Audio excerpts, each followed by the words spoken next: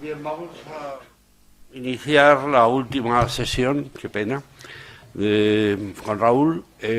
Solamente recordar que Alimentando Lluvias es una serie de encuentros que están promovidos por el Instituto de Cultura Juan Gil Albert en la Casa Bardín, calle San Fernando, número 44 de Alicante, en el centro, lo conocéis, y que mañana a las 8 de la tarde, y presentado por Edgardo Dobri, que es poeta, ensayista, traductor, profesor, es un profesor argentino que lleva tiempo trabajando en la prensa. Por ejemplo, recuerdo que este verano en el periódico El País, y si ponéis Raúl Zurita, El País, aparecerá en julio una entrevista muy larga con Raúl y un artículo de Dobri.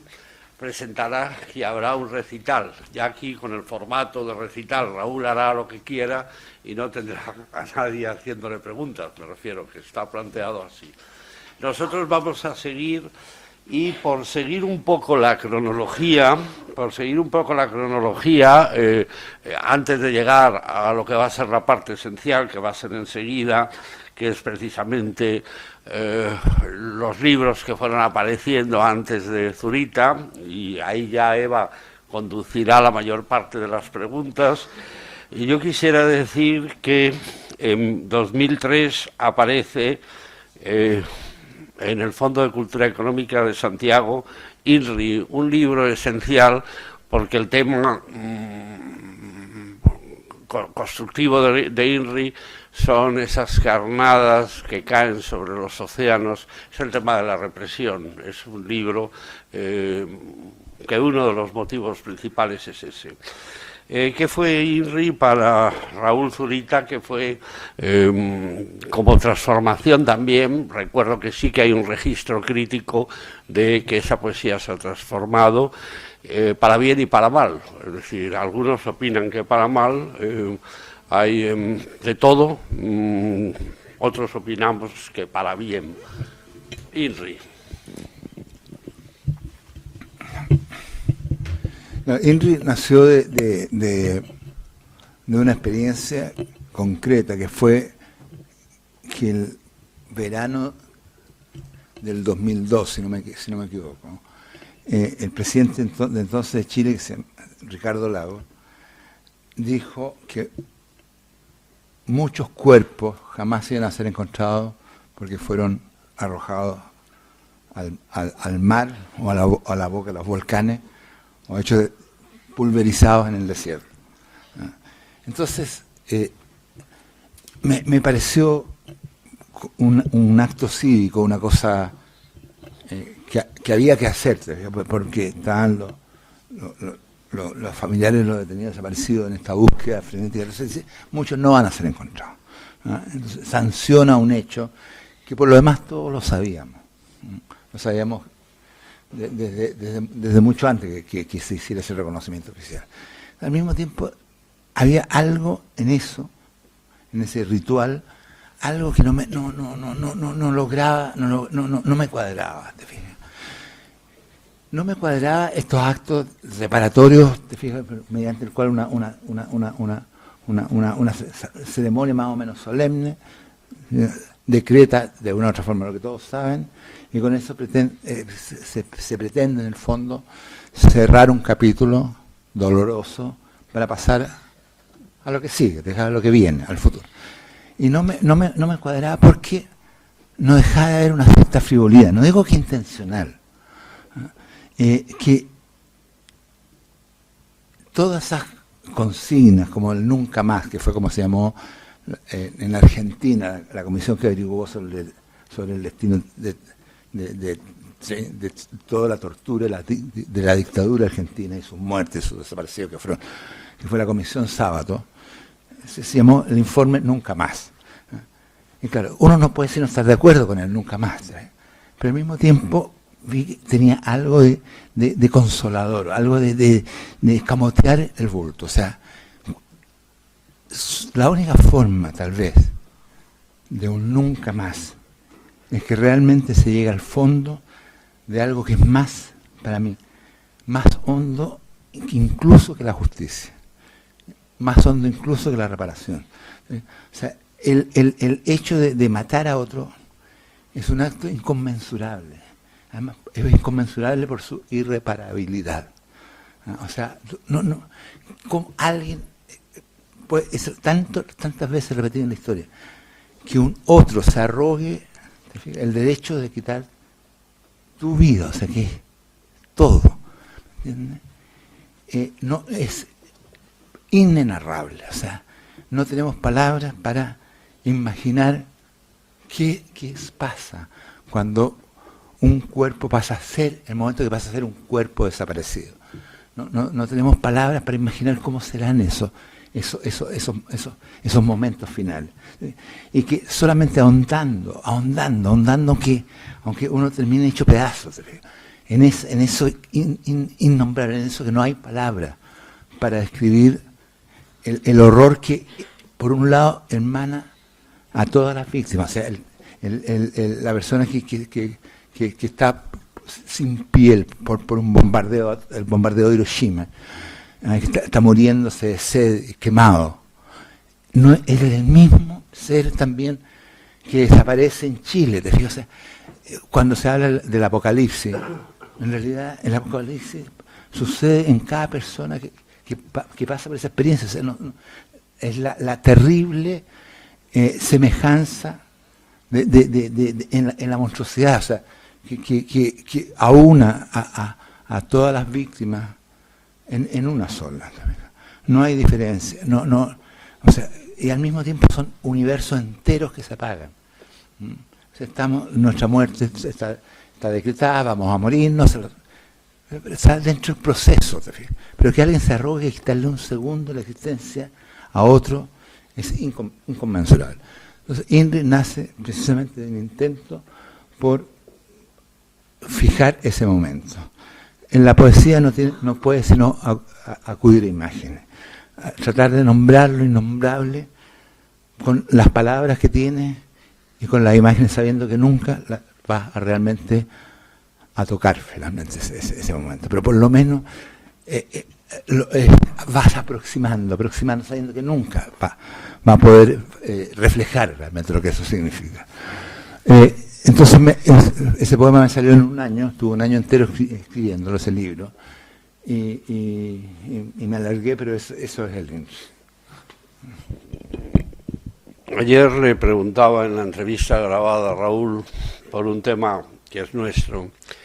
Nosotros somos un país donde todavía hay esqueletos en las cunetas, y le preguntaba sobre este tema, que es el tema de la memoria histórica, y se lo preguntaba también asociado a precisamente la situación de un juez que es medio chileno porque consiguió meter en la cárcel en Londres a Augusto Pinochet, y es el juez Garzón, que entre otras cosas fue procesado, al final condenado por otra razón, por el tema de la indagación de una de las estafas mayores políticas, económicas que ha habido en este país. Te vuelvo a preguntar sobre el tema de la memoria y sobre todo en España, que es un país ¿cómo sabes? Bueno, lo de Garzón a mí y a un sector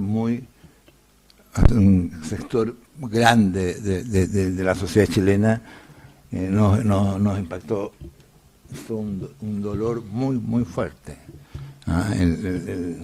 la condena a Garzón, porque es parte nuestra, te fijas, es parte profundamente nuestra, y también contemplar como un sector otro de la sociedad chilena está absolutamente feliz, te fijas. Entonces, y ahí se desnudan los fascismos porque aparecen cosas muy primarias, te fijas, o sea, tipos que han tratado de lavar su imagen, y que trabajaron en la dictadura de Pinochet. Ahí de nuevo se mostraron en toda su fuerza, su encono y en su verdad. En ese sentido, hasta casi sirvió para eso. Pero lo que yo creo es que se habla de no olvidar. Yo creo que el olvido es imposible, que no se olvida nada. Otra cosa es qué haces tú con tu memoria y qué haces y cómo te pueden intentar manipular tu memoria. Pero el olvido es absolutamente imposible. Entonces, es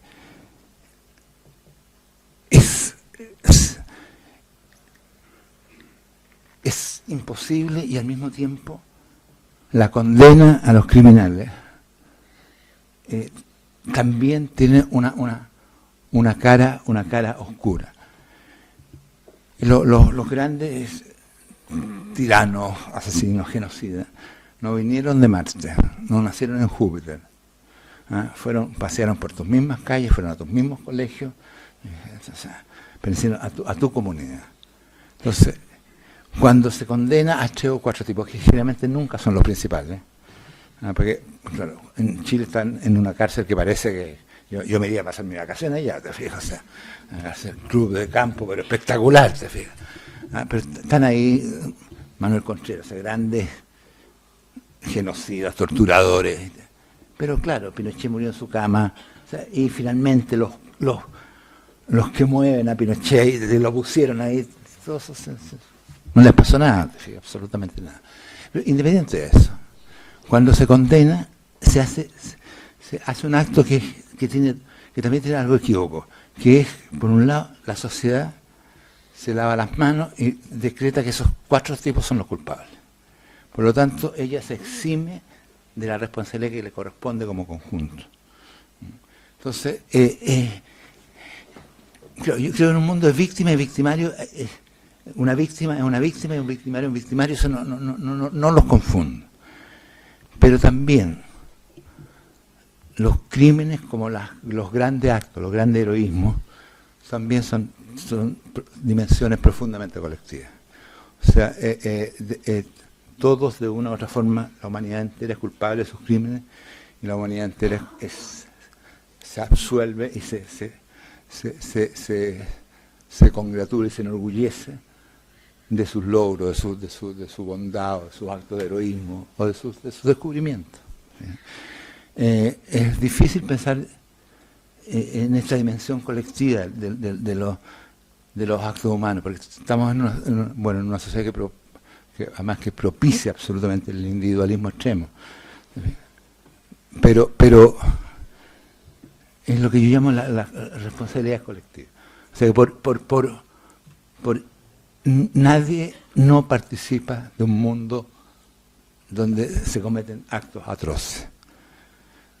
Incluso aquel que evita las muertes es partícipe de una humanidad que de pronto uno llega a pensar, pero ponerlo en su extremo, solamente para que me lo entiendan. Cuando vino el diluvio, se pereció la humanidad y se salvó en el mito por la arca de Noé.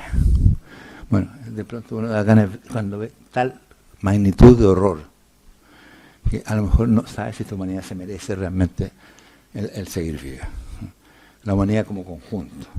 Si esta especie humana que somos realmente no merecería un segundo diluvio sin balsa Noé ni nada, ¿me entiendes? O sea, y que se borrara la faz del universo. Y uno puede llegar a sentir incluso eso.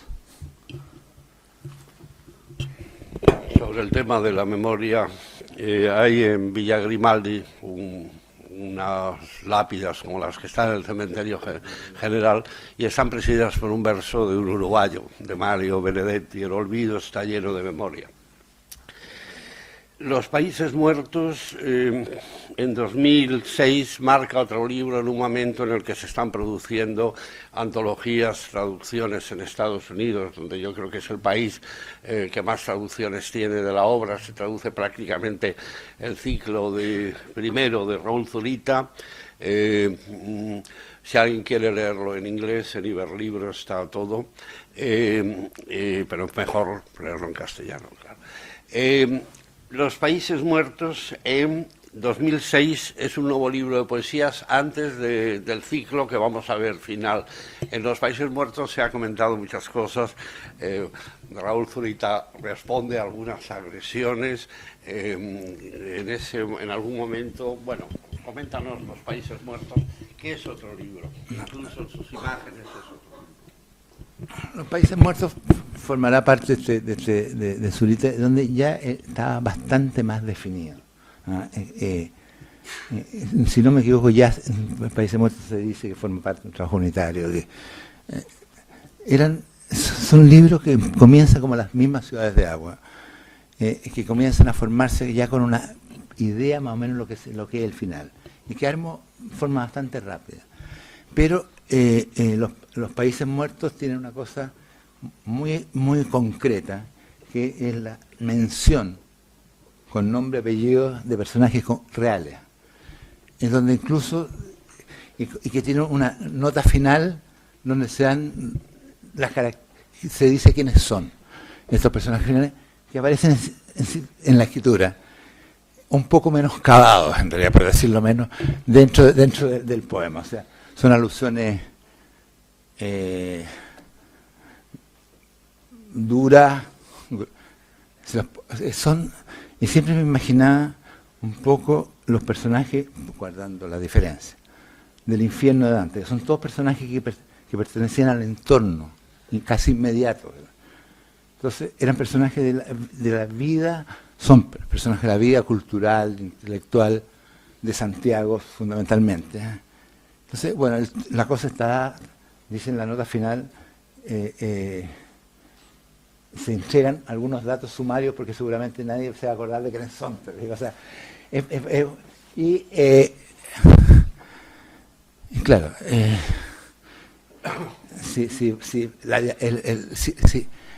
la diatriba, para que sea realmente una diatriba, tiene que ser una diatriba. O sea, si vas a jugar al insulto, que sea con todo también, ¿me entiendes? No, si optaste por ese camino, pero me preocupaba, de que incluso allí la cosa tuviera una cierta música, un sonido, incluso nosotros llamamos, son personajes reales, a los cuales en general no les tengo mayor simpatía, y que los puse. No quiero preguntarte, pero es inevitable, por si quieres hablar, de que ahí aparece algo que se ha comentado. Recuerdo a nuestra querida amiga Chiara Bolognese, te ha preguntado sobre eso incluso. Hay un episodio que se ha comentado alguna vez, que es que uno de los personajes contra el que se defiende Raúl Zurita es Roberto Bolaño.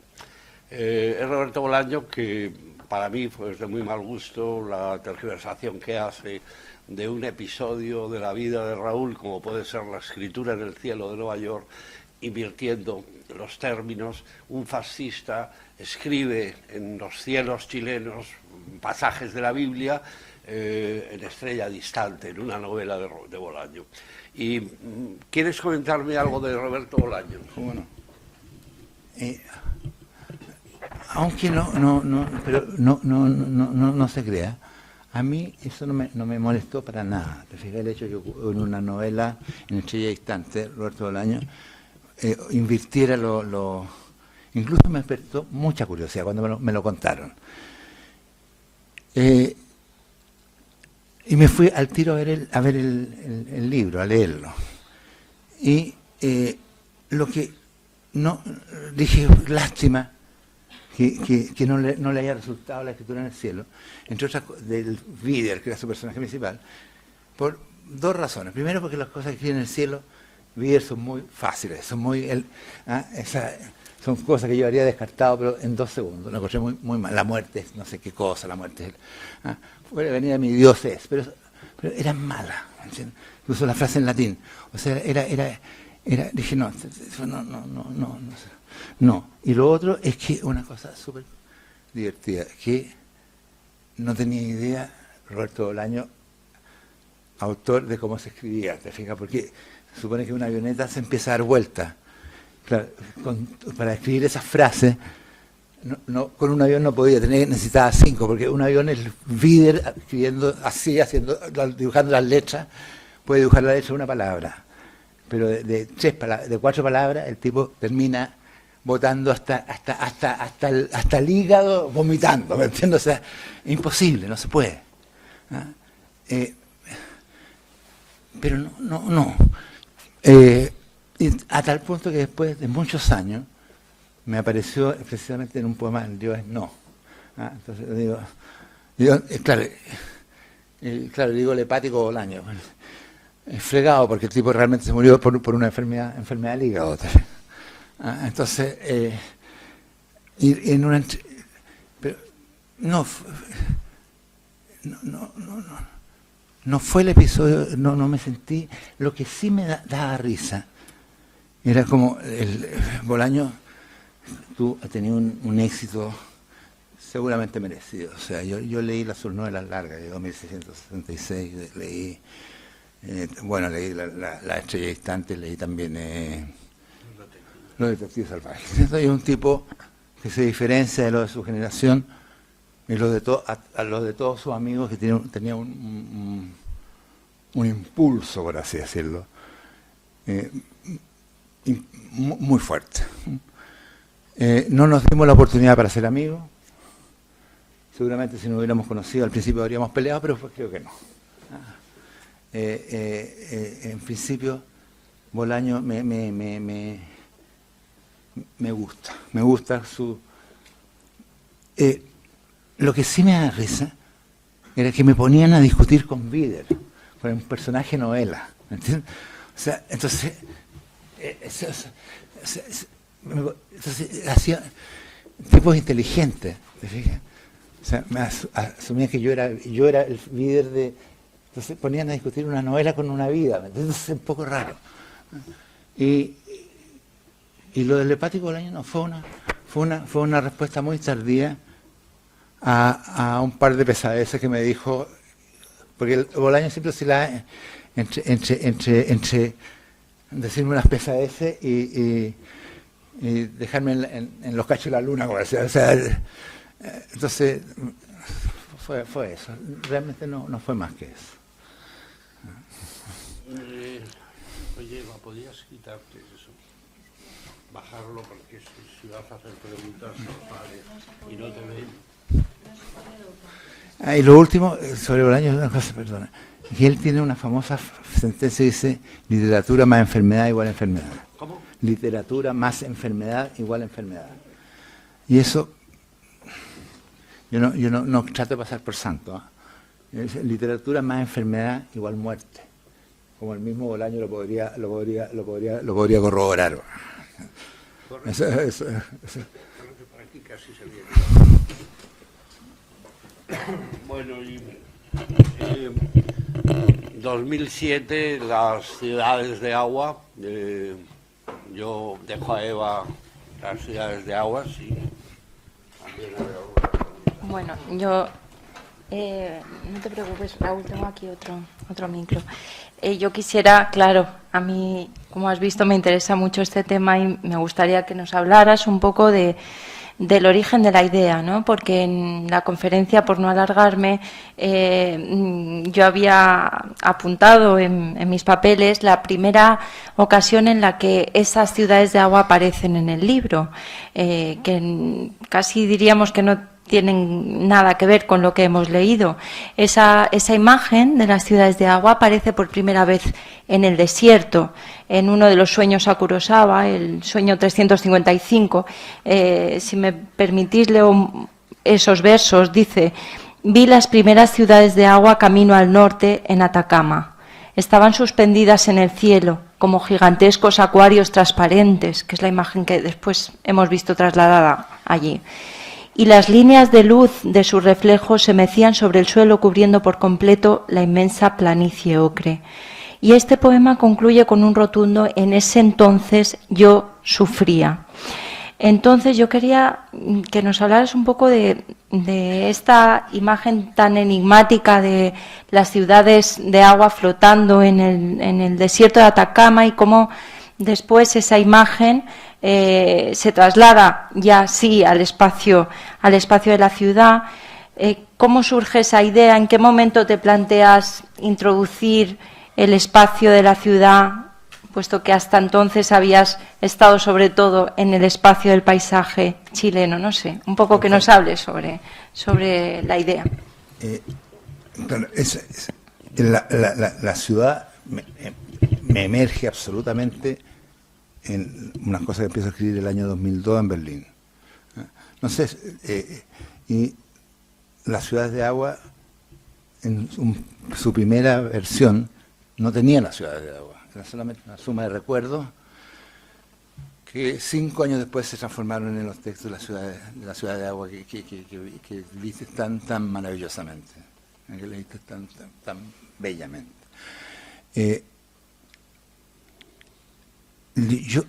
Hay una cosa que tiene que ver con la cronología creativa y el orden que aparece en los libros. El poema El desierto del sueño Kurosawa es posterior en cuanto a tiempo a las ciudades de agua. Ahora, tiene que ir antes. O sea, tenía que ir mucho antes para que algo preanunciara otra cosa que va a aparecer mucho más adelante.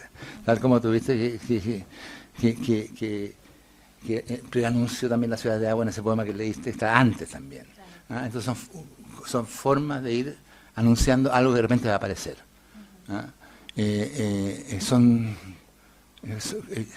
Es como va estructurando este film, como el montaje, ¿te fijas? Entonces, cuando las ciudades de agua que aparecen en el desierto fueron escritas después pero en la secuencia del libro está antes. Y las primeras ciudades de agua. Y no va a aparecer más la ciudad de agua hasta 300 páginas más adelante, ¿me entiendes?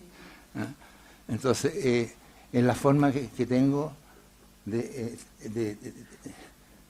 ir poniendo énfasis. Adelantando pequeñas cosas, algo que en un momento va a cobrar protagonismo. Y la ciudad de agua creo que me demoré muy poco en escribirlo, me se la dieron de golpe, la base de recuerdos sobre la cual está tramado estaba prácticamente escrita, pero la ciudad de agua me emerge esta imagen de la ciudad de agua y se me trastoca todo.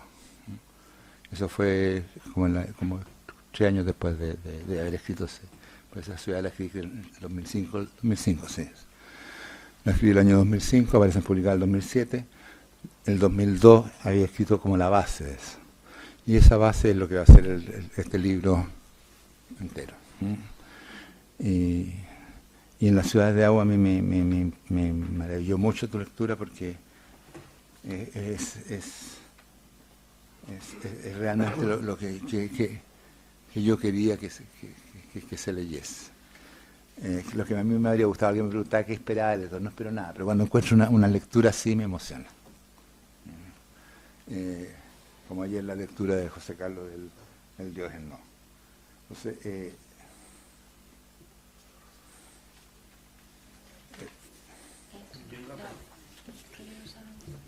pedirle que lea algunas ciudades de agua.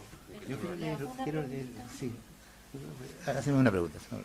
No, que quería decirte que me parece que las ciudades de agua aparecen como en tu obra, en Zurita, en las ciudades de agua previas, como símbolos de vida, de esperanza también, ¿no? En ese desierto, sobre la aridez del desierto, sobre ese entonces yo sufría las ciudades de agua como un vislumbre, ¿no? Como una... Sí. Y me llama la atención... Me llama la atención que esas ciudades de agua en Zurita aparecen antes que esas imágenes de ciudades arrasadas, trituradas, tremendas, que sin embargo están hacia el final. Y no sé si esto obedece a una sensación final de Zurita. Claro, yo creo que también, fíjate, de desolación. No sé. Ir acentuando, claro, constructivamente ir acentuando la imagen de la desolación, es un amanecer totalmente desolado, ¿no? Es tu roto amanecer, y las imágenes son cada vez más. Incluso los sueños de Kurosawa finalmente se transforman en 8 testimonios vivos de sobrevivientes de la bomba. Pero también creo, también creo que esas imágenes también están anunciadas ya desde antes, aparecen. Sí. Ahora, la ciudad de agua, junto con otro conjunto que se llama Los Boteros de la Noche, y Little Boy, son, claro, los textos que a mí, si tuviera que elegir, que me importan mucho. La ciudad de agua es un texto absolutamente autobiográfico, aunque esa autobiografía está en en casi en clave, ¿te fijas? Pero lo que se recuerda son casi puras escenas reales, ¿no? Y antes de que terminemos, tal vez me gustaría leerles una de las ciudades de agua que nunca la voy a leer en un recital, porque es un poco es la más larga de todas, pero es solamente yo prefiero que vayas leyendo ahora, o sea que así vamos alternando, ¿no? Estos son, me voy a demorar como 3 minutos, creo. Todo lo que quieras. También quiero apuntarle alguna cosa, algunos pequeños gustos o pequeñas claves que pone uno, que no tienen por qué ser vistas. ¿Me fijas?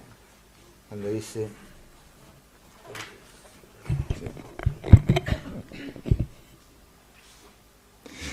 ¿Dónde está lo de la unanimidad de la noche en el último, cierto que leíste? Que como si todavía no pudieran desprenderse la unanimidad. Ese es el 10. El 10, sí. Ya. La calle ondeaba suavemente difusa como si todavía no pudiese desprenderse la unanimidad de la noche. Son pequeños guiños. La unanimidad de la noche está tomado la unanimidad de la noche del de las ruinas circulares, el primer verso de la primera línea del cuento de las ruinas circulares de Borges, dice: nadie lo vio entrar en la unánime noche. Entonces son cosas que no pongo ni cita ni Borges, nada. El que sabe, el que se da cuenta, el que lo sabe. Entonces, pero son pequeñas señales sobre también los universos que en ese momento me están importando.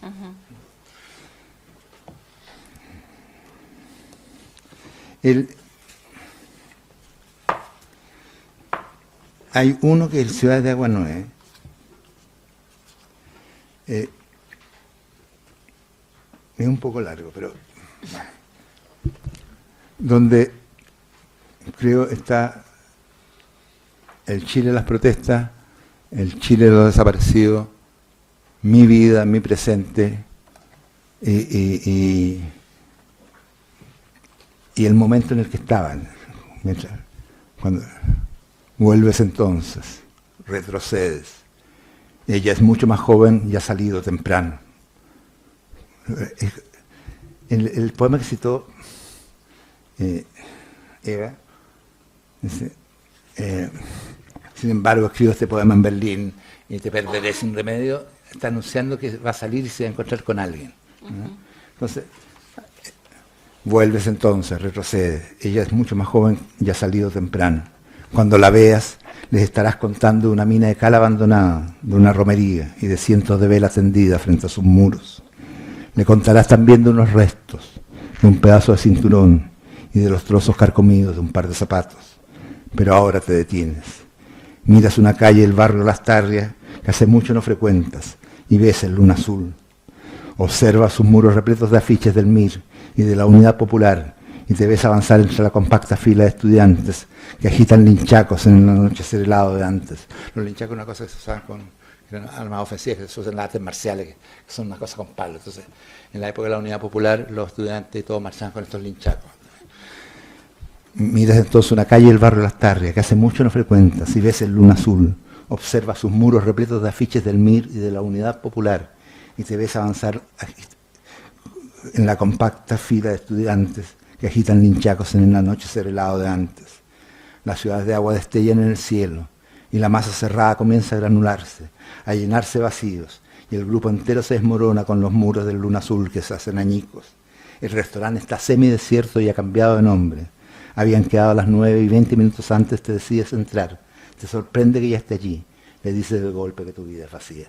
O sea, la imagen es, el tipo entra a una calle donde se va a juntar con alguien en un restaurante y inmediatamente en la imagen de esa misma calle, muchos años antes, con las marchas estudiantiles y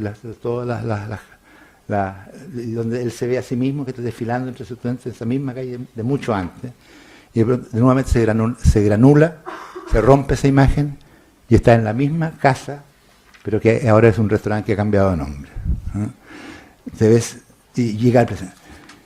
Las ciudades destellan sobre sí y la masa cerrada comienza a granularse, a llenarse vacíos y el grupo entero se desmorona con los muros del luna azul que se hacen añicos. Entonces es una metamorfosis. El restaurante no se explica nada, el restaurante está semidesierto y ha cambiado de nombre. Habían quedado a las 9 y 20 minutos antes, te decides entrar. Te sorprende que ya esté allí. Le dices de golpe que tu vida es vacía. Cierro entonces con fuerza los ojos. Me digo que está sentada en una mesa cercana a la pared, que tiene los ojos azules y el pelo claro, y que yo estoy frente a ella. Dices todo eso. Crees que eres tú, pero es otro el que habla. Él dirá que comenzaste a hablarle a saltos, hasta trabillones, mientras te ibas emborrachando. Él sabe que será un abrir y cerrar de ojos, y que ella estará muerta y tú también. La gente se pierde, desaparece, y es tan inesperado mirar el mar, respirar, sentir tu propio corazón. Vuelves a ti, a los latidos de tu corazón, y entreves esa infinidad de sucesivas muchedumbres donde tú ni ella estarán. Pero ahora estás en tu país, levantas la cara, está al frente tuyo, le hablas, es mucho más joven que tú, y la miras mientras le vas dejando tus propios restos en los boquerones de una mina de cal abandonada. Desde allí observas con curiosidad al grupo de mujeres que se ha reunido afuera y que no puedes tocar. Sabes por ti mismo que los seres humanos solo pueden soñar que se tocan, pero ahora la miras, le acercas la mano, la oyes tararear contra el fondo de ventanas que se abren a la calle en la noche, como un río. Entonces, ha recordado una escena de atrás. Está en el restaurante, en un presente, y al mismo tiempo está pensando en una mina de cal abandonada. O sea, está superponiendo tres planos en una misma secuencia. La gente se pierde, desaparece, y es tan inesperado mirar el mar, respirar, sentir tu propio corazón. Vuelves a ti, a los latidos de tu corazón, mientras ves esa infinidad de sucesivas muchedumbres donde tú ni ella están. Pero ahora estás en tu país, levantas la cara, estás frente a tuyo, le hablas. Es mucho más joven que tú y la miras mientras le vas dejando tus propios restos en los boquerones de una mina de cal abandonada. Desde allí observas con curiosidad el grupo de mujeres que se reunió afuera y que no puedes tocar. Sabes por ti mismo que los seres humanos solo pueden soñar que se tocan, pero ahora la miras, le acercas la mano, la oyes tararear contra el fondo de ventanas que se abren a la calle en la noche como un río. Son unos discos con Compay 2 y el lugar se ha ido poco a poco llenando de gente. Te dice que le gusta esa música, tararea. En un sueño recuerdas un lamento, una canción de unos ojos azules que no deben llorar ni enamorarse. Tratas de despertar. Me despertaré en una ciudad de paso, helada, será Berlín. Le digo que parto en 2 días más y que esto puede ser una despedida. Me habla de alguien que le hace falta. La miras y tú también desearías decirle que te hace falta. Hay infinitas escenas que viven y en una de ellas alguien que podías haber sido tú siente el aire húmedo y helado golpearle las narices. Te levantas, caminas hacia la salida del boquerón que deja pasar la luz del día. Ella está afuera y quisieras tenderle la mano, saludarla, decirle que necesitas que te toque, que te palpe, que el amor te daría un contorno, una forma que perduraría al menos unos instantes más. Su imagen va acercándose, viene desde afuera, mira otras cosas, se detiene. Sus brazos se cruzan 3 veces alrededor de tu cuello y los pájaros silban revoloteando como ciegos frente al súbito resplandor de la luz. Sientes que tus brazos también se cruzan 3 veces sobre su cuello, sin tocarla, mientras los pájaros revolotean aterrados en la repentina luz.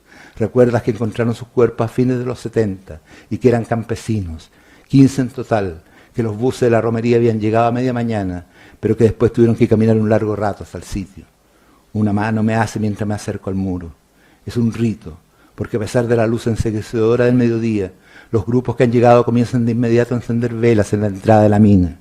El sol cae a pique y las llamitas parecieran querer sobrevivir en la oscuridad que dibujan los boquerones, como si se tratara de una noche minúscula en medio del fulgor del día. Entro en la pequeña noche, sé dónde estoy, Lonquén, Cordillera de la Costa, 1979. La mina fue dejada hace mucho y la primera bocanada del aire helado y húmedo me golpea, haciéndome cerrar instintivamente los ojos. Me digo que mi mujer no es del lugar y que debía ser entonces una niña. Me digo también que hace tiempo que ya no la veo, pero que al fin nos reencontraremos. El cinturón me molesta y me lo saco dejándolo a un lado. Luego los zapatos. Solo entonces me atrevo a abrir los ojos. Efectivamente está allí y no delata mayor sorpresa al verme. Me pregunta que cómo he estado que cómo andan las cosas, si estoy bien en el trabajo. Su cuerpo se recorta contra la entrada, pero ahora tiene el pelo claro y los ojos azules. Me recojo lentamente para responderle. Tomo primero mis piernas, luego mi tronco, al final mis brazos que tengo cruzados sobre la cara. Los otros también han recogido sus restos y se acercan. Cada uno carga un atado que sostiene delante de sí a duras penas, trastabillando. Los 15 tipos que están acercando con sus propios. Depositamos en el suelo nuestros restos. Afuera los cientos de velas se funden con el resplandor ciego del sol de los valles centrales. Y luego de la prédica comenzaron los cantos.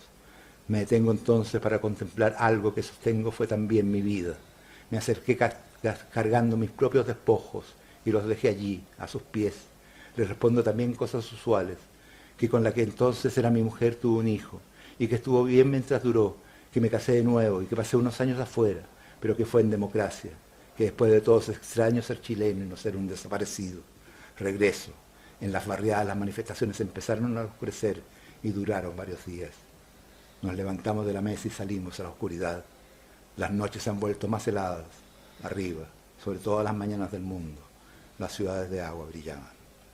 Eso es la superposición de la historia de Chile reciente, un recuerdo de que todo es finalmente algo que está pasando en una mesa de un restaurante en la noche. Ese creo que es el sentido que tú viste también en la ciudad de agua. A las ciudades de agua sigue in memoriam 5 fragmentos, cuadernos de guerra, sueños para Kurosawa, que son esos materiales, primera pregunta, que no fueron materiales preparatorios de Zurita, sino que Zurita la unidad, esto lo has contado muy bien. Que Zurita ya estaba prácticamente, era una unidad que ya tenía 500 páginas. Entonces, la ansiedad de pronto se apoderaba de mí, porque todavía no estaba listo, pero tenía muchas partes ya completamente listas, como la ciudad. Entonces, con mi amigo editor que se llama Adán Méndez, que es un tipo que yo quiero mucho, nos dedicamos a armar libros que eran de estas 500 páginas, agrupar de acá, de allá, y armamos en 20 minutos un libro. Entonces todo eso que está allí, todas las ciudades que tú nombras son cosas que se armaron en 20 minutos. ¿Ah? Entonces, pero que eran parte de un libro mayor. Y de tal forma es así, que si bien creo que La Ciudad de Agua, el poema La Ciudad de Agua no tiene ninguna variación, creo, en este libro de acá, creo que ninguna. Con muy mínimas variaciones, todos los poemas de acá, todo lo que está aquí en La Ciudad de Agua acá, está acá, en el Zurita. Pero no está con el mismo orden, está con... No, entonces todo es parte del... Entonces yo siento ahora que ya ha pasado, que se pueden leer independiente, de forma independiente, que era lo que quería hacer libros independientes. Para mí el trabajo fundamental está acá. Pero si se toman individualmente los libros, los que lo precedieron, ojalá que sean autosuficientes, o sea, que se sostengan por sí mismos. Todo este material, bueno, yo te he interrumpido a ti, querías... No, sigue. No, yo, un poco para cerrar este tema de ciudades, Raúl, hacia el final de Zurita está este poema, mi Dios es sueño, mi Dios es mi amor de Dios, que ayer... y entonces aquí aparecen ciudades de sed, sí. Ciudades de sed barridas por el viento, y yo te quería preguntar por estas enigmáticas ciudades de sed, porque al final del poema dice: son los nuevos desiertos, le digo a PW, mirando flotar las arrasadas ciudades en el amanecer. Y de repente, el desierto U24, ex ciudad Neruda, el desierto U25, ex ciudad Mistral, los desiertos U27 y 28, ex ciudades Poesía de Chile. Me gustaría mucho que me hablaras sobre eso. Yo creo que esas son locuras mías. ¿Eh? ¿Ah, sí? Porque las ciudades como la mala ciencia ficción que se llama XU, no sé cuánto. Entonces le puse el nombre Ciudad Poesía Chile. Me da risa. No tengo casi ninguna explicación. Una imagen. Lo que sí que hay una imagen... A ver. Que me importa mucho, que me importa. Aquí es otra. Pero eso, si está puesto, es absolutamente serio, por algo lo puse. Pero a mí al leerlo me da risa, porque son locuras que se lo ocurren a uno. Y uno dándole vueltas. ¿Qué será? La respuesta estaba aquí. Son locuras. Quiero ver una.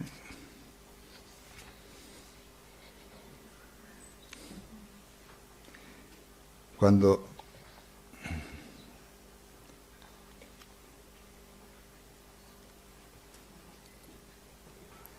hay una imagen de Nagasaki y Hiroshima que van pasando por el estrecho de Magallanes.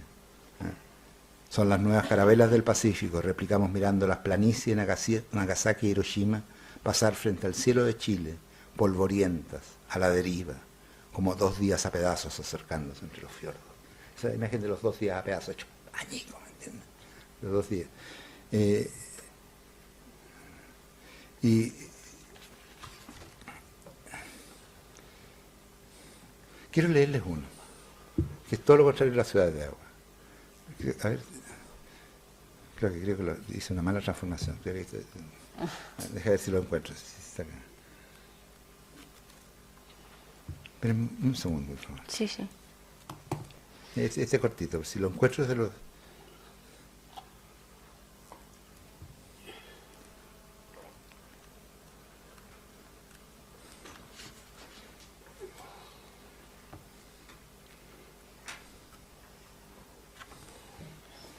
Voy a ver acá.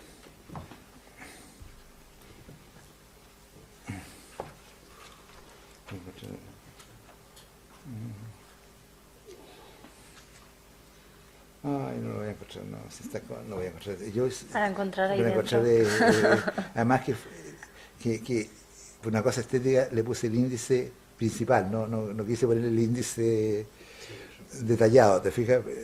Soy la primera víctima de eso.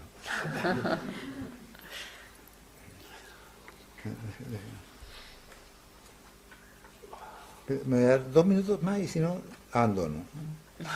Voy a hacer una broma. Saben que, por ejemplo, la anécdota que acaban de vivir es muy importante.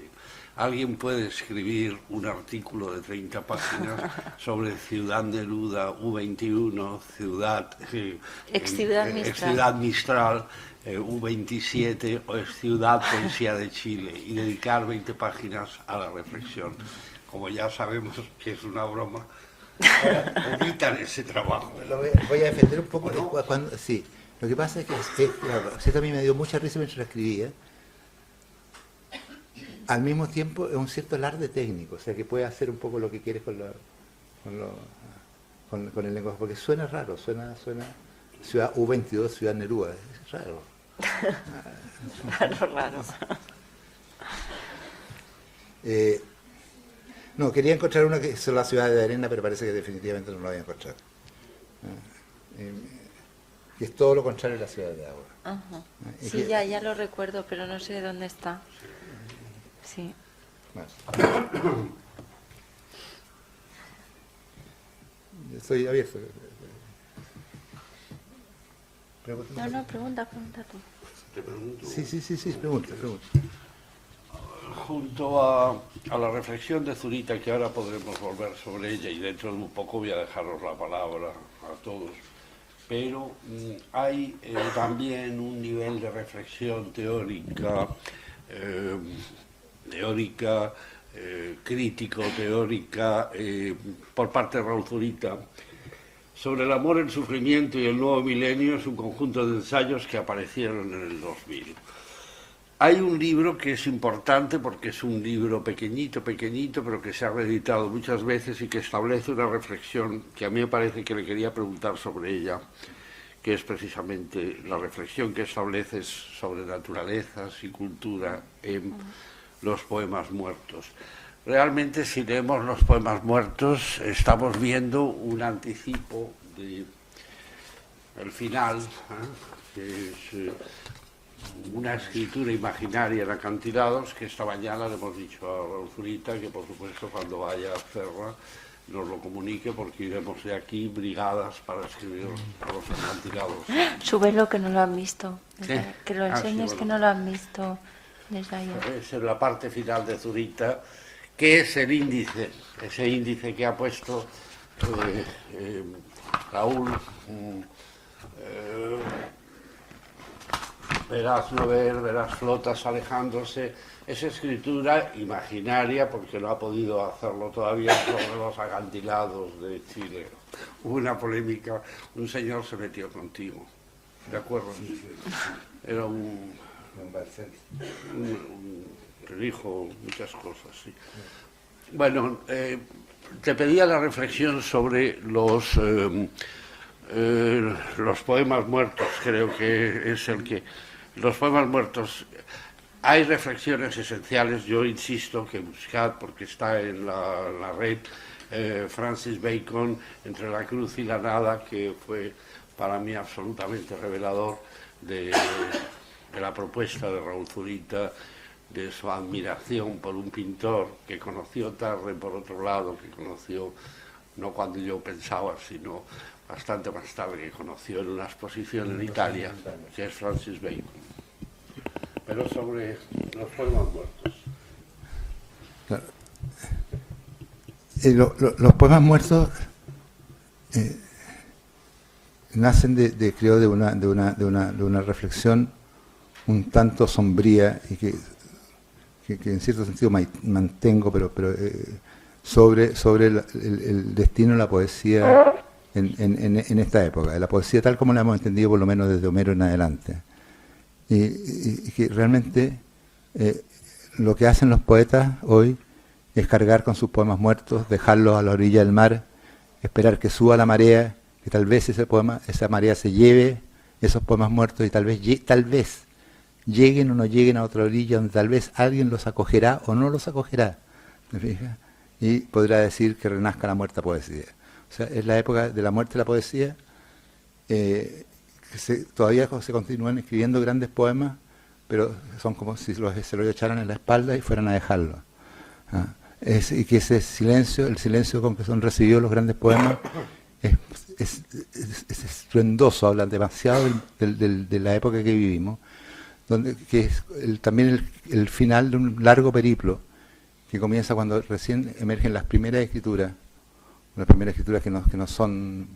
que a nosotros nos llegan vía Europa, vía España, que incluso en las traducciones, en las más malas traducciones, uno tiene la sensación de que palabra y cosa eran exactamente lo mismo, ¿no? Que cuando Isaías decía cielos hablen, los cielos hablaban. Cuando se hablaba de la ira del Pel de Aquiles, de la Ilíada, era la ira que era casi como un dios que se apodera de alguien y lo hace.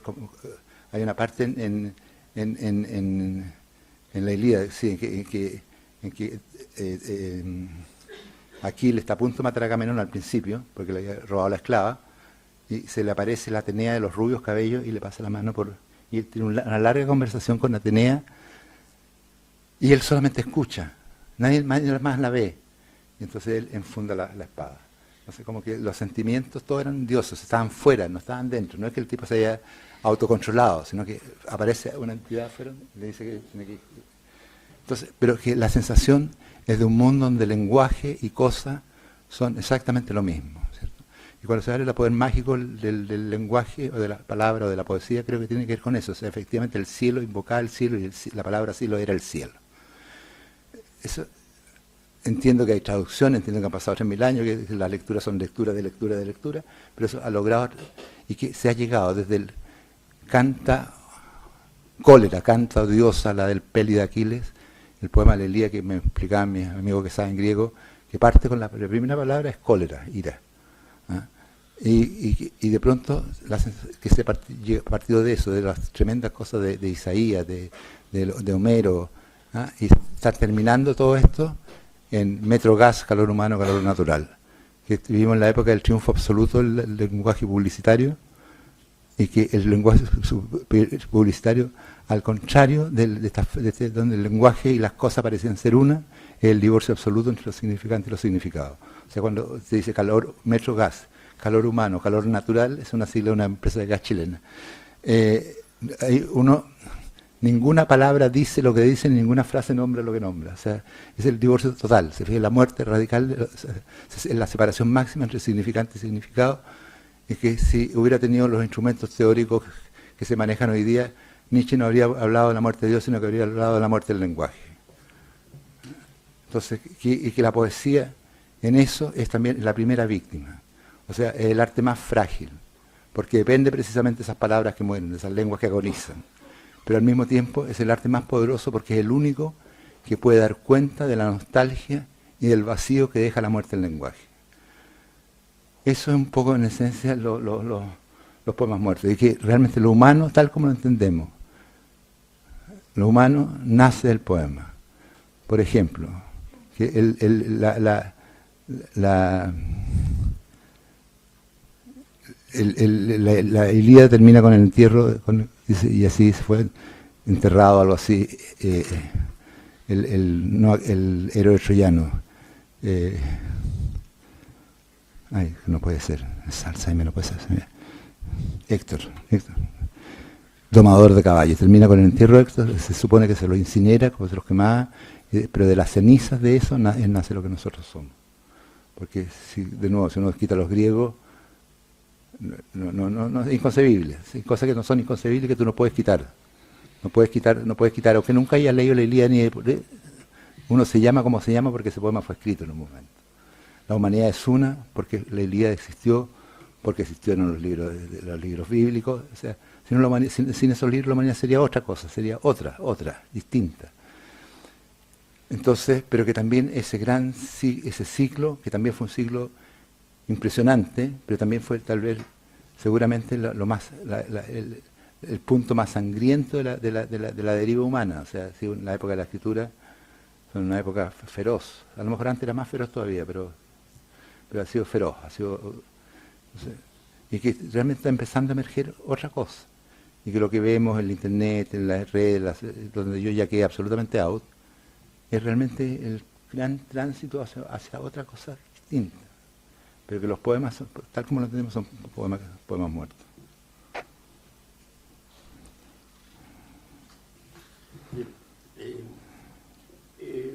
También, bueno, has hablado ya y estoy a lo mejor preguntándote sobre los libros que forman Zurita, volviendo sobre ellos, ¿no? Ya ayer nos hiciste una reflexión, ya han aparecido varias veces, sobre sueños para Kurosawa, pero quizás es un libro que sí que tiene una definición, porque todos son sueños para Kurosawa. Puedes definirlo globalmente, porque ayer apareció en vinculación a las imágenes del horror, a la película Sueños también, me acuerdo que ya lo narraste, creo, pero aquí... Yo creo que tal vez lo mejor sería que leyera el primer sueño de Kurosawa. Como lo veo yo, porque es como lo ve uno con su parcialidad, tal vez en el primer sueño está que tiene una ligera variante entre este y el Zurita, pero voy a leerlo tal como está acá. Realmente se llama Mi nombre Akira Kurosawa, en el Zurita. Como una vergüenza que tenía entonces, comencé a soñar. La laguna es amarillenta, y detrás de los promontorios de sal que la rodean está el océano. La entrada de playa se llama Punta de Lobos, y las salinas están al lado. Recorremos la laguna en un bote guiado por un remero descalzo, y siento el estrépito de las gigantescas rompientes, estallando a menos de 50 metros. Durante la dictadura, el lugar llegó a hacerse conocido, porque Pinochet lo transformó en unos sitios de veraneo, y hoy es un paraíso de los surfistas. Ni las salinas ni la laguna han sobrevivido, y las había olvidado completamente. Unos días después de que mi abuela murió, volví a recordarlas. El botero remaba frente a mí, y al fondo se veían las paredes de sal. Tengo 5 años, mi hermana 3, y estamos con mi abuela. Había nacido en Italia, en Rapallo, y llegó a Chile con mi madre, todavía niña. Ambos quedaron viudas con una diferencia de 2 días. Mi madre, luego mi abuela. Fue un veraneo corto. Mi madre, mi abuela, mi hermana. Mi abuela murió en 1986. Yo sobreviví a una dictadura, pero no a la vergüenza. Años después, cuando me llegó a mí el turno, su cara se me vino encima como una montaña blanca de sal. Quise escribirlo, pero las palabras, como vísceras humeantes, llegaron muertas a mis dedos. Mi nombre, Akira Kurosawa. Entonces, en la transposición de identidades, porque lo que yo estoy contando es un hecho que yo sé que es biográfico, que es un recuerdo real, que estábamos con mi abuela, con mi hermana, en Punta de Lobos, que se llamaba que era y que efectivamente hay unas salinas que eran de agua y los paredones de sal, recuerdo el río de las Rompientes. Todo eso es una descripción absolutamente, por así decirlo, realista. Como digo, la podría haber inventado, pero corresponde a un recuerdo totalmente fidedigno. Eso es extraliterario, pero se lo digo para que ver cómo el mecanismo, pero se invierte el asunto. Cuando me llegó a mí el turno, se supone que el tipo está hablando de cuando él se murió. Quise escribirlo, dice, pero las palabras como vísceras humeantes llegaron muertas, o sea, no pude escribir nada. Mi nombre, Akira Kurosawa, y se hace el traspaso, y le da el paso a este personaje que escribió precisamente, que filmó precisamente la película Sueño. Entonces, las cosas que se rememoran en los sueños Kurosawa, que aparecen, son generalmente escenas que corresponden a recuerdos vividos o escenas que realmente de las cuales fui testigo en primera persona. De repente hay guiños culturales. Por ejemplo, hay uno en que el tipo es un tipo que está mirando el cielo, está recostado y se nota que está herido. ¿No? Entonces, pero mira las nubes como se deslizan en lo alto y todo, y de pronto aparece una voz en francés. Y dicen, pero hagan algo, parece oficial. Y es la Guerra y la Paz de Tolstoy. La escena en que va el Napoleón, está el personaje principal, Andrei, creo que está herido, ve las nubes que están tan altas, siente un dolor, ¿te fijas? Y de pronto, y yo lo estoy describiendo eso casi en primera persona, y de pronto aparece la voz en francés y uno se da cuenta que está en Tolstoy. Entonces, de pronto sigue esto, no se queda ahí, lo recogen efectivamente al tipo, y va en un carromato. Va en un carromato y que se bambolea mucho, junto con otros tipos que están vendados, ¿te fijas? Un carromato como herido, como trasladaban en esa época a los heridos. Entonces recuerdo que su abuela de niño leía ese libro, pero no se dice cuál libro, yo estoy aludiendo permanentemente a la Guerra y la Paz. Y al final cesan los bamboleos y el tipo en realidad está en una super ambulancia. Abren las puertas de la ambulancia y los suben a toda carrera. Entonces el tipo ve algo inverosímil, que son los rascacielos. Mira el cielo hacia lo alto y una estela, un F, de un bombardero, estos F no sé cuántitos, que está dejando una estela blanca en el cielo, y entonces le pregunta, Kurosawa dice, ¿por qué me fue tan difícil vivir? Van cambiando, son superposiciones de tiempos, de planos, sin explicación intermedia. O sea, la misma escena deriva normalmente hacia la otra. Entonces son justo una serie de cruces de puntos de vista. Pero eso que podría ser una cosa puramente técnica, traté de que fueran escenas reales, significativas y fuertes, no sé si fuertes, pero que fueran reales y que tuvieran un significado concreto, o sea, no fueran abstractas. Y que corresponde tanto a la experiencia. Un instante de la vida de cualquiera de nosotros está lleno, en un solo instante tiene sueños, tiene recuerdos, tiene remembranzas, tiene expectativas, tiene temores, un solo segundo de la vida. Es tan infinito. Y los sueños de Kurosawa, como escritura, tratan de retratar en mínimo, una mínima porción del infinito que es un segundo de la existencia de cualquier ser humano, de todos los planos que se cruzan allí.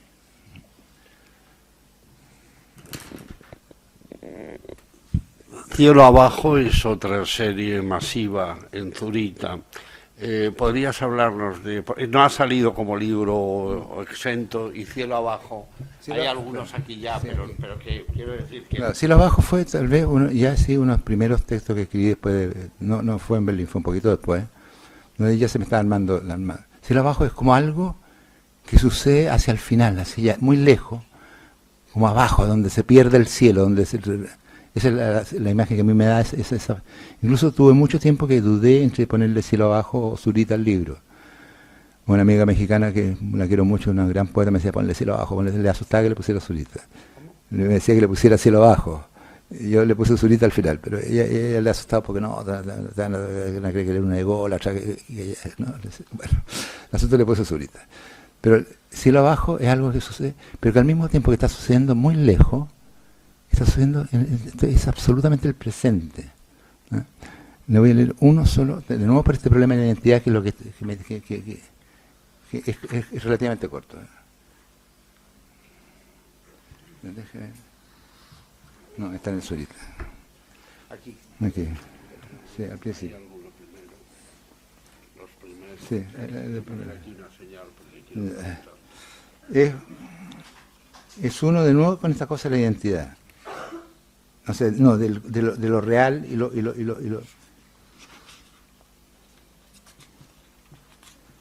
Cielo abajo. Esta idea se repite en Ciudad de Agua y todo. Tengo 52 años y he llegado hasta aquí porque mi vida es vacía. La música del polaco del piso de arriba se ha vuelto cada vez más estridente y los golpeteos de sus zapatos siguiendo el ritmo resuenan en el techo acompañándome. Llevo un mes en Berlín, desde un 18 de marzo, año 2002 exactamente, en un departamento, creo que esto se los leí, en un departamento de la DAAD de paredes muy altas, desnudas y blancas. Y hace un rato empecé a teclear esos recuerdos mientras afuera la primavera tarda. No sé por qué lo hago. El desierto se extiende perdiéndose en la lejanía y el cielo del atardecer se va doblando sobre él con una lentitud majestuosa, inmemorial, como si nunca hubiera sido hollado por una mirada. Abajo, las petrificadas huellas de los convoyes militares se remarcan en el lecho reseco del río, donde los restos calcinados de miles de camiones cisternas recuerdan un pasado demasiado remoto, donde algo como los seres vivían. Mi madre Ana Canisa, mi hermana Ana María, Josefina Pesolo, Beli, la madre de mi madre, todos olvidados en la arena. Diré también mi nombre porque me desprecio y los desprecio, Raúl Zurita. Entonces, Ana Canisa se llama mi madre, Ana María se llama mi hermana, Beli, yo le decía a Beli, a mi abuela que se llama Josefina Pesolo.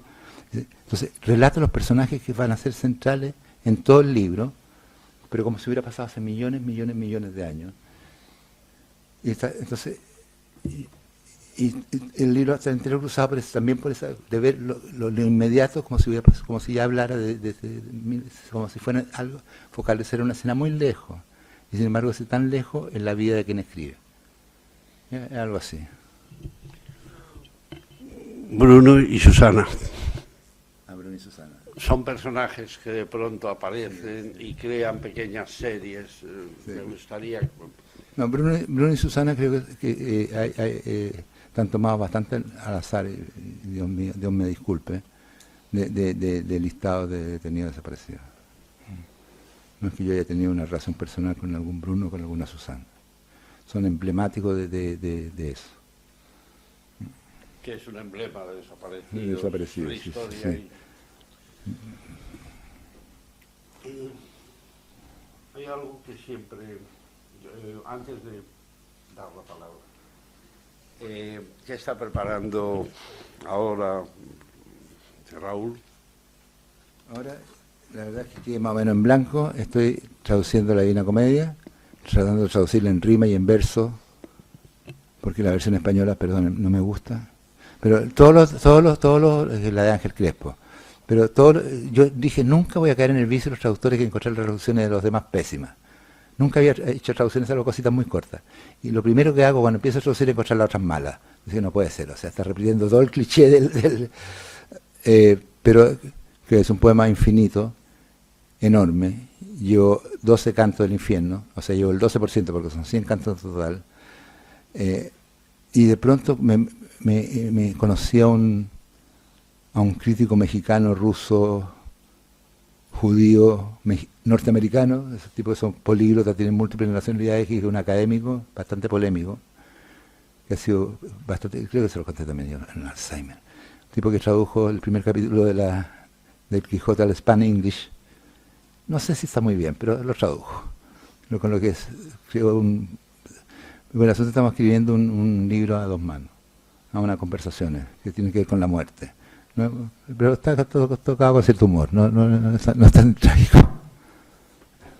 Pero no estoy haciendo poesía, ¿no? Bueno, aunque luego preguntaré más, porque a mí me gusta preguntar, pero tenéis la palabra. O sea que es el momento ya de que quien quiera preguntar lo haga. Allí hay el amigo uruguayo. Hola, buenas tardes.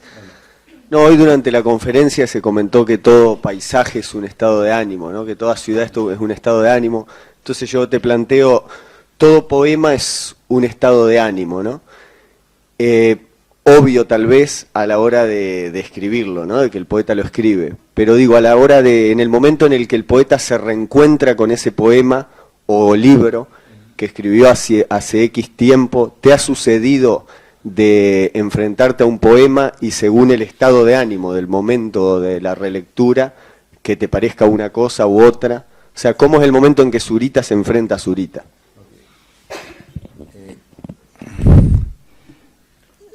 Yo creo que no. Yo creo que si bien un paisaje puede ser un estado de ánimo, un poema es cualquier cosa menos un estado de ánimo. Tiene la cosa de lo definitivo de la grafía escritural. Pero los paisajes, para mí, son como grandes telones que se van llenando con la pasión. Y eso lo vi un poco tal vez en Ercilla. Ercilla va emergiendo en la naturaleza, los ríos, los bosques, las lluvias, en la medida que también era un obstáculo para el avance de los conquistadores. Entonces, en los paisajes emergen en Chile, primero como telones que van siendo llenados por la pasión de la conquista. Entonces yo creo que con tu vida tú vas levantando los paisajes que ves y se produce una cosa súper, que es blanco y negro al mismo tiempo. O sea, los paisajes te preexisten, pero al mismo tiempo que se levantan cuando tú los vas mirando. Y los paisajes son como grandes telones en blanco que se van llenando con la pasión de vivir. Esos son para mí los paisajes. Y por eso todavía resulta que los paisajes también son la acumulación de miradas que los han visto. Una montaña es también la suma de todos los que han visto esa montaña. Por eso cuando uno dice montaña, tú puedes entender que estamos hablando de una montaña. Porque nuestro río de difuntos, los ojos que han mirado esas montañas, se han finalmente mezclado y pertenecen a un mismo río. Pero si tú pones a un Yanomami, bueno, que ya hasta le han metido cámaras de video, son indígenas del Amazonas, o un australiano, supongamos que no ha tenido jamás todavía un contacto con la civilización occidental, lo pone frente a una montaña, y te ponen a ti frente a la montaña, y las cosas que van a ver van a ser, no es que sean cosas distintas, no es que sean distintas interpretaciones, son dos mundos distintos que no se topan. Se toparán si esos dos ríos se cruzan. Entonces, los paisajes son cosas que vamos construyendo con el lenguaje, vamos construyendo con nuestras propias vidas, pero al mismo tiempo nos preexisten. Y si uno desdeña eso que lo preexisten, cae en el idealismo más puro y más inconducente y posiblemente más reaccionario también. Los preexisten, pero al mismo tiempo que se levantan cuando tú los miras. Entonces, ¿por qué todavía nos emociona en esta época? Puede emocionar una puesta de sol, porque están cargados todos los ojos que han visto esa puesta de sol. ¿Por qué puede emocionar el mar, el Egeo? Porque está cargado todos los ojos que han visto partiendo por Odiseo. Entonces, son construcciones, los paisajes son construcciones en el lenguaje, pero también te preexisten. Y esa es tal vez la rotundidad latinoamericana, que también es un sueño, ¿no? De los Andes, que uno quisiera verlas más grandes de lo que son, y las selvas más selváticas todavía de lo que son, porque, claro, es un refugio, te fijas, frente a decir, bueno, nosotros tenemos esto, pero participa en la naturaleza general del paisaje, que, como digo, nuevamente, de una construcción también cultural y también del lenguaje. De hecho, la palabra paisaje es una palabra bastante tardía, si no me equivoco. Ahora, un poema creo que un poema no es un estado de ánimo. O sea, en el sentido que un poema es algo radical y definitivo, que podrá tener millones de interpretaciones, pero el poema como hecho es un hecho de la escritura. Y que incluso, y que más aún, todo poema es en cierto sentido el resultado de un enfrentamiento, de la voluntad de quien escribe.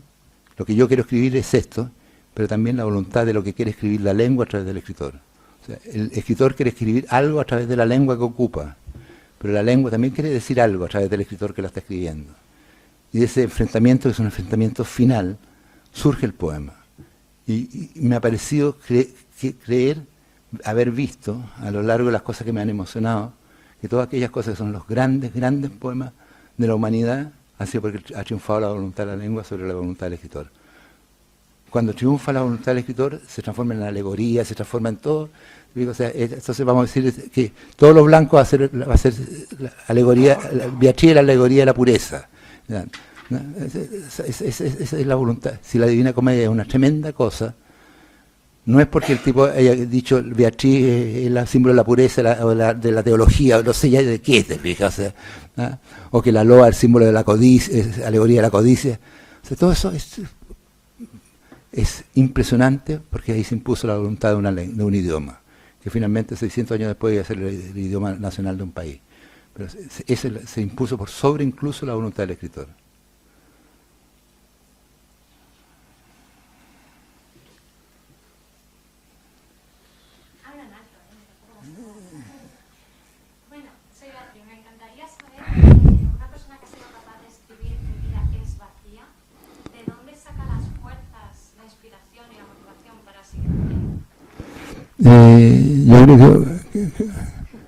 Yo creo que uno escribe mi vida es vacía porque está retratando un momento de su vida, un estado de su vida, y un estado probablemente de todos los seres humanos, en un momento dado. Por ejemplo, de nuevo, no sigo. ¿Por qué padre, padre, por qué me has abandonado? Es una frase tan famosa. ¿Por qué es tan impresionante? Porque dice, padre, padre, ¿por qué me has abandonado? Eli, lama sabachthani, ¿cómo se pronuncia? Y ha atravesado 2000 años, o más seguro. No es porque la haya dicho Jesús, es porque es tan potente la frase que se necesitó inventar el cristianismo para un Dios para que la pudiera decir. Porque no hay ser humano que no haya pasado sobre la faz de la tierra que en algún momento de su vida no haya dicho, padre, padre, ¿por qué me has abandonado? Ni uno. Ojalá que todavía ustedes, pero van a pasar si no han pasado. En un momento de su vida sentirán eso. Sentirán que son unos exiliados de la tierra, que no tienen nada que hacer acá y que están absolutamente sobrándole a las cosas, como dice el viejo tango, de tanto andar sobrándole a la vida, de tanto andar sobrándole a las cosas, perdida en un final falló la vida. O sea, la vida que le sobra las cosas, o sea, sentir un exiliado, expulsado del reino, absolutamente, y eso, entonces todo ser humano en un momento dado de su vida va a decir, padre, padre, ¿por qué me has abandonado? Aunque incluso el más feliz de los felices en un momento dado lo va a decir y se va a ver diciéndolo. Por eso es una frase sagrada, porque es una frase de la humanidad entera. Es tan sagrada que hubo que inventar el cristianismo para inventar una religión, porque que la pronunciara un solo hombre no bastaba. Tenía que inventarse un Dios para que la dijera.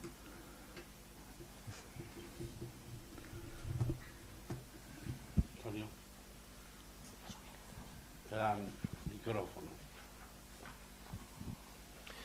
Sí, buenas tardes. Sobre la cuestión, en realidad casi que me lo has contestado cuando estaba hablando de la voluntad de la lengua por encima de la voluntad del propio autor, pero quería preguntarte un poco sobre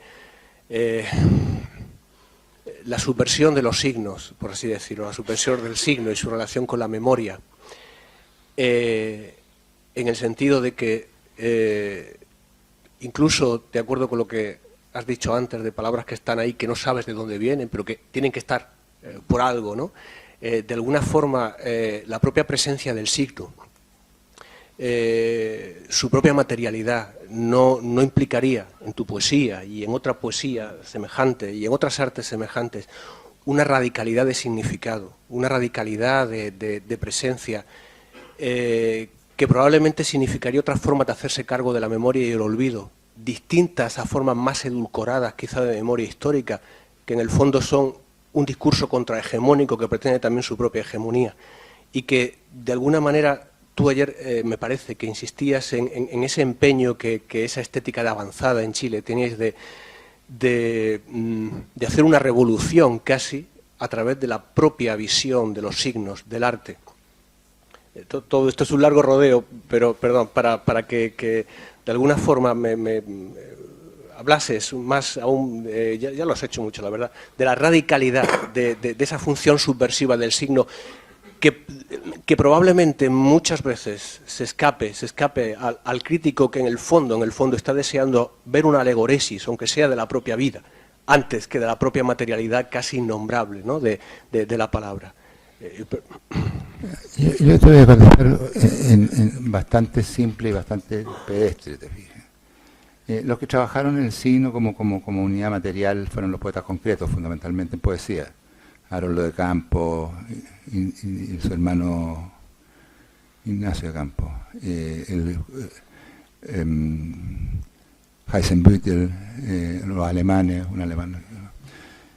Y la verdad es que yo siempre quise preguntarle a los poemas, a los poetas concretos en qué eran concretos, ¿ah? Porque si poner la A sobre una plana en blanco eso era la materialidad del signo. A mí yo quedaba un poco fuera, que si íbamos a ser concretos, seamos concretos, o sea, escribamos poemas sobre las cumbres de los Andes, poemas concretos. Entonces, no, yo dije, no uso mucho la terminología que tú usas, entonces por eso nos podemos tal vez malentender. La materialidad de la escritura es el efecto concreto que alguna escritura puede tener sobre seres concretos. Entonces, nosotros con la escritura, con las formas visuales, tratamos de ser radicales, porque lo que estaba por delante también estaba también absolutamente radicalizado. Entonces, el efecto material era el efecto de incidencia que podíamos tener sobre una situación concreta. Me cuesta más como digo, esa terminología, cuando pensando incluso en Mallarmé, en el golpe dado. El golpe dado generalmente se ha adoptado como un gran poema vanguardista que presagia el futuro de la poesía. Yo soy un gran admirador de ese poema, lo encuentro impresionante. Pero la materialidad ¿dónde está la materialidad del golpe dado? La materialidad del golpe dado es que tú lo extiendes y lo lees así. Vas pasando esta línea, la de Maya, hay distintas tipografías, y que en el fondo es un asunto súper concreto. El golpe dado se lee como se lee el diario. Entonces el tipo está adelantándose, o sea, está reflejando la mirada social que en ese momento está absolutamente prevaleciendo sobre los folletines, todo lo que como era el diario, o sea, el diario que era el televisor de hoy o el internet de hoy. Entonces el tipo materialmente imita o recrea a través de un poema la mirada social. Entonces tal vez un gran poema como El golpe dado, o como La Divina Comedia, o como El canto a mí mismo de Walt Whitman, es porque están reflejando mirada social, o sea, mirada que no es del poeta, sino que es la mirada del entorno, de la comunidad, del pueblo, como quieras llamarlo, a la cual pertenece. Y que esa mirada refleja eso y al mismo tiempo incide sobre eso. Eso es como yo más o menos lo entiendo. ¿Y en qué consistiría, o no tanto la voluntad del lenguaje, y cómo el poeta deja que hable la voluntad del lenguaje? No es que deje, el poeta no quiere dejar que hable la voluntad del lenguaje, el poeta quiere que hable su voluntad. Y generalmente, la mala poesía es cuando se impone, uno se nota que se impuso la voluntad del individuo. Y por eso también un poema es algo absolutamente inesperado. Un gran poema es inesperado, es un suceso milagroso, y un gran poema nos enseña a escribir otro gran poema. Un gran poema no le agrega nada a la vida porque tu vida entera está dentro. Un gran poema no le entrega nada al universo porque el universo entero está reflejado en él. Un gran poema no es ni político, ni es poema amoroso, ni es poema de piedad, ni es poema feminista, ni es poema comunista, ni es poema revolucionario, ni es poema reaccionario, ni es poema sexual, ni es poema erótico. Un gran poema es un gran poema donde están todas esas cosas reunidas. Por eso es inmodificable, no aprendes nada de él, pero al mismo tiempo que aprendes que estás todo entero concernido en él. No puedes de ese poema sacar otro poema, gran poema. Y esa es la voluntad para mí de la lengua. Ahora, ¿para dónde va la voluntad de la lengua? El inconsciente del lenguaje se pamoya, o sea, a duras penas uno... Pero si hay un inconsciente, es el inconsciente de la lengua.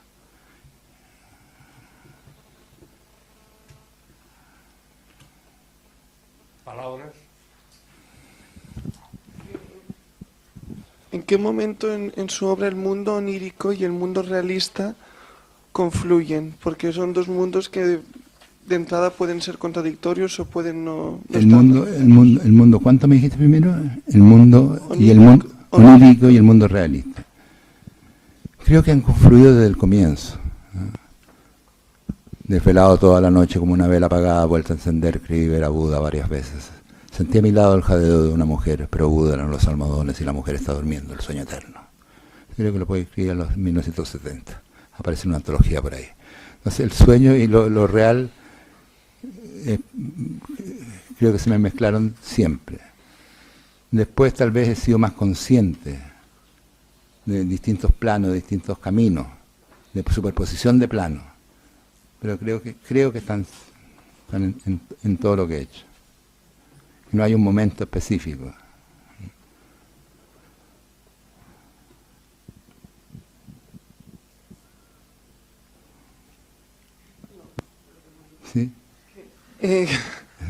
Que si en algunos momentos el escribir y el hacer cosas así más vanguardistas en algunos momentos, como escribir en el aire o determinadas acciones, si a lo mejor usted no ha tenido miedo de que a lo mejor se le conozca o su difusión sea más que nada por eso y no tanto por su gran obra. Mira, muchas gracias. No me lo planteo de verdad nunca en esos términos. No me lo he planteado. Creo sinceramente que la fama, el ser conocido, el no ser conocido, el tener un gran renombre, no depende de la voluntad de sus actores. Son cosas que pasan, como decía un amigo mío, que montó una exposición y me la describía, una instalación, y le puse un televisor acá, y después puse otro televisor allá, y proyecté las diapositivas sobre el Sena, y tiré una pantalla por allá, y tiré otra cosa, y por aquí pasó la fama, me decía. Por aquí pasó la fama, así concluía siempre. Por aquí pasó, por el lado, ¿te fijas? Entonces, me parece tonto, ¿te fijas? Preocuparse de cosas que no dependen de ti. Que a algunos les resulta, a otros no les resulta. Que lo principal es, de verdad, sin ser un beato el asunto, pero es finalmente la conformidad o no que tú puedas llegar a tener con lo que has hecho y reconocer tus límites y qué diablo, ¿me entiendes? Por eso mismo también soy relativamente indiferente a la fama de los otros. O sea, no me apabulla la fama. Yo me manejo con lo que leo, con sistema de admiración, que no me gusta, lo admiro, pero nunca pensé en los términos de que esto me va a hacer más famoso, menos famoso, esto va a opacar mi obra literaria. No. Claro, Cervantes quería ser conocido por las 3 novelas ejemplares. Eso consideraba que era su gran obra. Nunca parece tomó al Quijote como, nunca tuvo conciencia de la dimensión de lo que realmente se estaba haciendo con el Quijote. Entonces creo que la historia da demasiado ejemplo de que uno no puede dirigir ni optar, no sabe qué zona, si es que algún milímetro lo que ha escrito se salva, atraviesa el tiempo. Seguramente algunos le han apuntado, como Dante, por ejemplo, son Dante. Sabe muy poco. Hay otra pregunta, que es un poeta español de la poesía social, sobre todo en la posguerra o en determinados acontecimientos en España, decía que no se podía en esos momentos hablar de otra cosa, que escribir poesía sobre otro tema sería una cosa insultante. Si usted también ha sentido eso de que escribir sobre otra cosa en esos momentos de la historia hubiese sido insultante o no cabía escribir de otra cosa en esos momentos. No creo. Creo que hay obras frustradas o de frente malas, que solamente están representando algo muy particular que le concierne a un individuo que probablemente le concierne mucho. El ejemplo del marciano que viene la única información que tiene de la Tierra son los libros de poesía, y les comentaba ya que llegaría seguramente a la conclusión de que en la Tierra no ha pasado absolutamente nada. No ha habido un bombardeo de Irak, no pasa nada en Siria, no hay paro en España, está todo fantástico. Y que lo que más aqueja a estas especies raras son algunos problemas sentimentales, algunas angustias personales, la soledad, en fin. Entonces, claro, a mí esa poesía, que yo llamo poesía autista, no me gusta, no me interesa como desafío artístico, no me gusta, no me motiva, y de tanto en tanto parece una obra maestra, pero una obra maestra, como decía, es una obra maestra, o sea, lo tiene todo, lo es todo al mismo tiempo. Pero lo último lo que creo que tú no puedes poner ningún deber ser, no puedes poner ninguna prohibición por delante, no puedes decir esto no se puede hacer. No puedes hacerlo, porque basta que yo diga esto no se puede hacer. Hoy día todos van a hablar del paro español, que hay 35% de cesantía. Y el que no escribe sobre el paro, sobre la cesantía en España, entre ustedes que son españoles, está liquidado. ¿Te fijas? O sea, no tiene ninguna entrada en la poesía y es inmoral y es un indiferente y es un vendido y es lo peor. Entonces de repente se para de allá. Un niñito dice, mire, este poema no habla ni de los paros ni de... Y lo lee y es una maravilla, ¿me entiendes? Es una obra maestra donde está todo. Eso no lo puede, por eso es el único, tal como se dice, a mí no me gusta, pero se dice que la sociedad le entrega a su ejército, a su fuerza armada, le entrega las armas como toda la sociedad hermana que se representa en su fuerza armada, es una mentira. Pero yo creo que la sociedad debe entregarle a su artista el patrimonio de su libertad. O sea, será el artista el que decida y el poeta lo que tiene o no tiene que escribir. No puedes anteponerle otra cosa adelante. Te gustará como lector más una cosa y repudiarás otra, pero no puedes poner una prohibición por delante, ni un deber ser, porque ahí comienzan los fascismos. O sea, tú le das al poeta, al artista en general, le otorgas en nombre de la sociedad, por lo menos en el plano ideal, el ejercicio de su más absoluta libertad, sabiendo que si ejerce su libertad va a ser para bien de todos finalmente.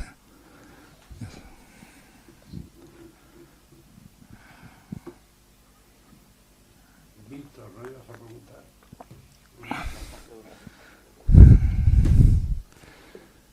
¿Más preguntas? ¿Opiniones?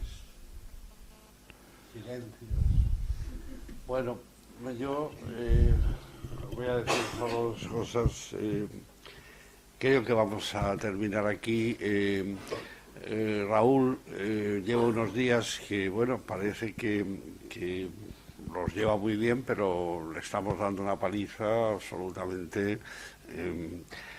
Yo quiero agradecer a Carmen Alemán, a Eva Valero, por supuesto, que es la organizadora real última, a mí mismo también, a Víctor, que está allí, que es la secretaría del curso. Llevamos unos días de broma, fuimos a recoger a Raúl a Valencia y la primera frase: Raúl, este país es un país que estamos sobrados, los doctores se dedican a choferes, dedicamos ya a los doctores a choferes, es decir, bueno, a Víctor, a todos, a todas vosotras y vosotros por estar aquí, porque a mí hay una cosa que me ha gustado de este seminario y es la atención. Estoy convencido que si siguiéramos podríamos seguir con Raúl Zurita. Teníamos un proyecto que espero en un año hacer, que era realizar una acción de arte en el campus de la Universidad de Alicante o en la ciudad donde nos dejaran, pero eso será una sorpresa. Como estáis aquí ya os lo anuncio, que dentro de... Cuando Raúl pueda volver otra vez por aquí, Raúl pensará algo que pueda ser interesante.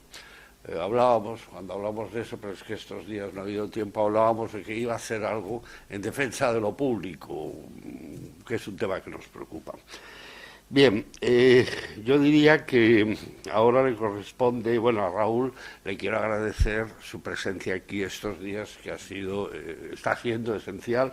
Os recuerdo, aparte de lo que ya he dicho antes del Gil Albert, y os pido que vengáis, va a ser un recital aquí el viernes a las 11, y con eso Raúl se despide. Bueno, no se despide porque el sábado estamos en Orihuela, en la casa de Miguel Hernández, poeta que como Raúl ha recordado muchas veces, le interesó muchísimo. Y yo, quiero insistir sobre que su presencia a mí me parecía muy importante, porque en todo caso que un poeta nos hable sobre sí mismo, a mí me parece más importante que cualquier clase que yo pueda dar o que cualquier clase que se pueda dar, ¿no? Vamos a intentarlo, es decir, vamos a intentar recuperar la idea de creadores que nos hablan sobre sí mismos anualmente al menos, y en fin, creo que ahora la profesora Eva Valero, directora del centro, quiere decir algo y luego se despedirá del seminario Raúl diciendo lo que quiera o leyendo un poema. Yo simplemente quería, en primer lugar, deciros algunas cuestiones así de organización y también de actividades próximas. De organización y también de actividades próximas. Bueno, ¿has dicho los horarios de los dos recitales? Que estaba aquí escribiendo, dando unas notas, que os esperamos, por supuesto, a los recitales de Raúl. que los certificados del seminario los podréis recoger dentro de una semana más o menos en el Centro Benedetti, que ya hemos trasladado a la sala, a la parte interior de la sala AIFOS en el edificio C, pero que hacemos desde el centro unos certificados, pero también el ICE lo certifica. Si bien recoger los certificados del ICE, os recomiendo que lo hagáis al final de vuestra carrera para pagar las tasas una sola vez, que hay gente que no lo sabe y cada vez que hace un curso va una y otra vez y se pueden recoger todas de una vez. Bien, quería también anunciar algo que ya muchos sabéis, que es el seminario que vamos a dedicar a Rayuela y a la obra de Julio Cortázar, que lo está organizando la profesora Carmen Alemán, que pretendemos que sea en la segunda quincena de octubre. Vamos ahora a fijar fechas y que os daremos noticia de ese seminario en cuanto lo tengamos más claro. En principio va a ser un seminario que van a impartir profesores, pero también seguramente 3 escritores que nos hablarán sobre la obra de Cortázar y sobre Rayuela, y os esperamos allí a todos. Vamos a hacer un gran listado de emails con todos vuestros correos para que os lleguen todas las actividades, si bien en la página del Centro Benedetti siempre vamos colgando en últimas noticias y en actividades todo lo que vamos haciendo, por tanto, visitad la página de vez en cuando.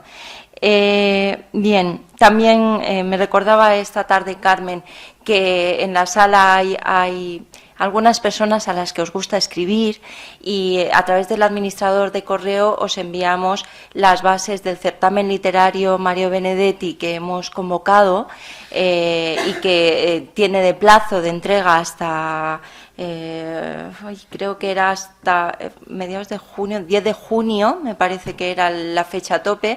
Tenéis las bases del certamen también en las actividades de la página del Centro Benedetti para aquellos que os animéis a participar, y espero que aquellos que os gusta escribir lo hagáis. Y bien, dicho esto, a mí solo me queda por decir que efectivamente ha sido un verdadero privilegio, un lujo absoluto. Este curso, un creador nos introduce en su mundo, más que introducirnos, yo creo que nos hemos sumergido de lleno en su mundo. Que ahora viene ese segundo momento de los recitales y que el tercer momento para todos nosotros debe ser seguir leyéndolo o leerlo por primera vez y seguir pensando en su obra y en sus poemas. Te agradecemos, Raúl, de todo corazón estos días. El primer día yo decía que a los alumnos que los disfrutaran, porque seguramente estoy segura de que dentro de un tiempo los recordarán como una semana muy especial, y yo creo que efectivamente ya los estamos recordando como una semana muy especial de nuestra vida universitaria, que, como os digo muchas veces a los alumnos, es mucho más que ir solamente a clase. Y, por tanto, muchísimas gracias a todos vosotros, a los incondicionales de nuestras actividades que siempre estáis aquí, por esta atención que señalaba el profesor Rovira, esa atención que habéis mantenido y que se ha visto, hoy que he estado yo aquí, en vuestras caras. Y ver esa atención en vuestras caras es la mejor recompensa para cualquier persona que organice una actividad de este tipo, y es lo que más satisfacción puede darnos, veros vuestras caras de atención. Bien, muchas gracias y os esperamos, si no mañana por la noche, el viernes por la mañana y también en las actividades próximas. Gracias.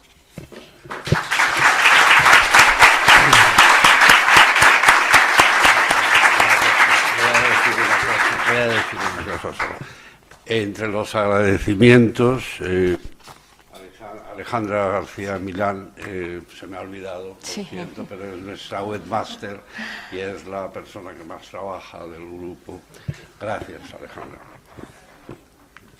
Miren, yo quería agradecerles, yo soy el único que debe agradecer la presencia de ustedes, de cada uno de ustedes. De verdad, muchas gracias. Muchas gracias por aguantarme la lata, además. De repente me alargo. Y muchas gracias. Y muchas gracias, Eva. Muchas gracias, Carmen.